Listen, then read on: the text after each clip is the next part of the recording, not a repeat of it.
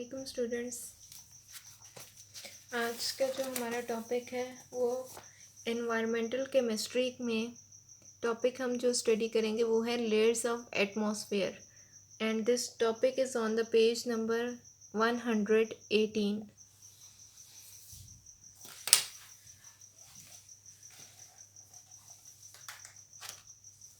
Page number 118, the atmosphere.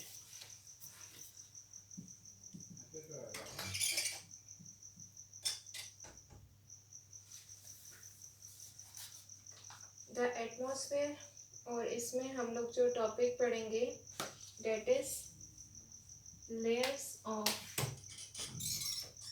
Atmosphere. Layers of atmosphere को समझने से पहले हम ये देखेंगे कि एटमॉस्फेयर बेसिकली है क्या। एटमॉस्फेयर, जिसे हम फिजा कहते हैं, is the envelope of different gases, is envelope of different gases around earth.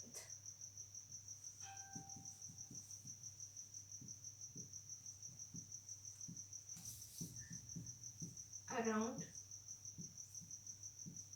Earth, earth के इर्द गिर्द जो डिफरेंट गैसेस हैं जिन्होंने अर्थ को कवर किया हुआ है, और ये एक्सटेंड करती हैं continuously from earth surface towards without any boundary. 99% जो अर्थ है, ये फॉर एग्जांपल अगर अर्थ है, ठीक है, तो 99% अर्थ का मास, 99% ऑफ द एटमॉस्फेरिक मास जो वो लाई करता है with in 30 kilometre of earth surface. अगर ये अर्थ की सरफेस है तो इससे 30 किलोमीटर तक, 30 किलोमीटर के फासले तक, यानी अर्थ की सरफेस से लेकर यहाँ तक 30 किलोमीटर तक, ये क्या है, अर्थ का एटमॉस्फेरिक मास है जिसमें डिफरेंट गैसेस मौजूद हैं। और 75% जो वो लाई करता है with in the lowest 11 kilometre. यहाँ से यहाँ तक का फासला जो है, ये 75% जो गैसेस का है, एटमॉस्फेरिक गैसेस का, वो 11 किलोमीटर्स तक है। अगर ये लेयर ऑफ अर्थ है तो ये 11 किलोमीटर्स तक, यानी यहाँ से लेकर यहाँ तक 11 किलोमीटर डिस्टेंस है, और 75% जो है वो गैसेस यहाँ पे मौजूद हैं, और 30 किलोमीटर पे 99% गैसेस मौजूद हैं। और ये गैसेस जो है वो, इनका क्या काम है basically, to maintain the temperature and pressure, हवा का टेम्परेचर और प्रेशर को मेंटेन करना, और सन की जो लाइट है उसको, सन की हीट एनर्जी जो रेडिएशन एनर्जी है उसको कंट्रोल करना, और सिर्फ उतनी रेज ऑफ सन को ज़मीन पे आने की इजाज़त देना कि जो लिविंग थिंग्स के लिए नुकसानदेह ना हो। तो लेयर्स ऑफ एटमॉस्फेयर के बारे में अब हम पढ़ते हैं। कितनी हैं एटमॉस्फेयर की लेयर्स? बेसिकली 4 हैं।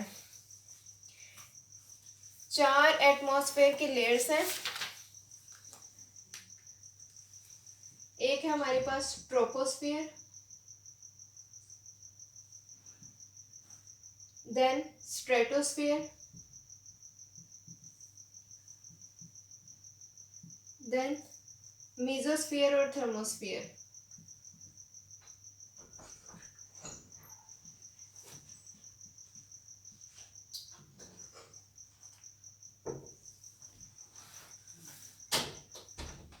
जीरो से लेकर 12 किलोमीटर तक अर्थ से वो हमारे पास है ट्रोपोस्फियर, और यहाँ पे टेम्परेचर कितना है, 17 सेल्सियस से लेकर -58 सेल्सियस तक इस लेयर का जो है वो टेम्परेचर है, और टेम्परेचर ये बहुत कम है।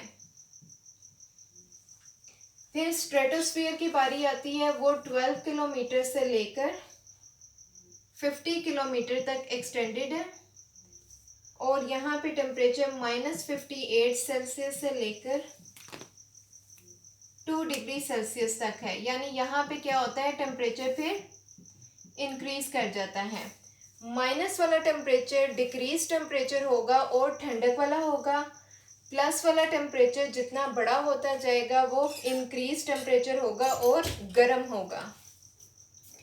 मीजोस्फीयर की बारी आती है तो ये है 50 से लेकर 85 किलोमीटर तक एक्सटेंडेड, 85 किलोमीटर तक है। और यहाँ पे टेम्परेचर 2 सेल्सियस से लेकर -93 सेल्सियस तक टेम्परेचर है। और यहाँ पे टेम्परेचर बहुत ज़्यादा अगेन डिक्रीज कर जाता है। माइनस में जब भी टेम्परेचर होगा तो इट मीन्स कि सर्दी वहाँ पे बहुत ज़्यादा है और प्रेशर जो है वो वहाँ पे बढ़ गया है। एट थर्मोस्फीयर में क्या है, 85 से 120 किलोमीटर एक्सटेंडेड है अर्थ की सरफेस से। और यहाँ पे टेम्परेचर -93 सेल्सियस से भी बहुत ज़्यादा हो जाता है, -93 सेल्सियस से भी ज़्यादा टेम्परेचर हो जाता है यहाँ पे, यानी कि ठंडक बहुत ज़्यादा है। तो कंसंट्रेशन ऑफ कंपोनेंट गैसेस जो है वो डिक्रीज करती है ग्रेजुअली, जैसे जैसे हम जो है वो अर्थ में इस तरह से ऊपर जाते जाएंगे। ठीक है, फॉर एग्जांपल ये हमारे पास अर्थ की अगर लेयर है, अर्थ है ये, ठीक है, तो जैसे जैसे ये हम यहाँ पे जाएंगे, जैसे ये है यहाँ पे ट्रोपोस्फियर है, ट्रोपोस्फियर,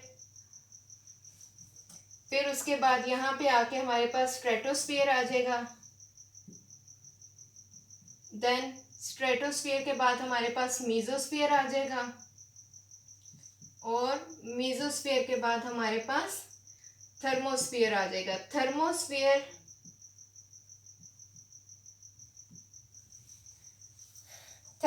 आ जाएगा। But the temperature of the atmosphere जब वो चेंज नहीं होता ग्रेजुअल वे में, बल्कि ये कम्प्लेक्स वे में चेंज होता है। कहीं पे ये एकदम बहुत ज़्यादा ड्रॉप कर जाएगा और कहीं पे बहुत ज़्यादा हाई हो जाएगा। तो टेम्परेचर डिक्रीज जो वो करता है 17 से 85 Celsius regularly in the lowest layer, जो कि 12 किलोमीटर तक, ज़मीन से 12 किलोमीटर तक फैली हुई है। फिर वहाँ से एटमॉस्फेयर ट्रोपोस्फियर है, फिर उससे ऊपर जो है वो स्ट्रेटोस्फियर है। सबसे पहले ट्रोपोस्फियर, सबसे ये अगर ज़मीन है, अर्थ है, यानी जिस पे हम खड़े हैं, ठीक है, उससे ऊपर जाएंगे तो सबसे पहले ट्रोपोस्फियर आएगा, फिर स्ट्रेटो, फिर मीजो और फिर थर्मोस्फियर आएगा।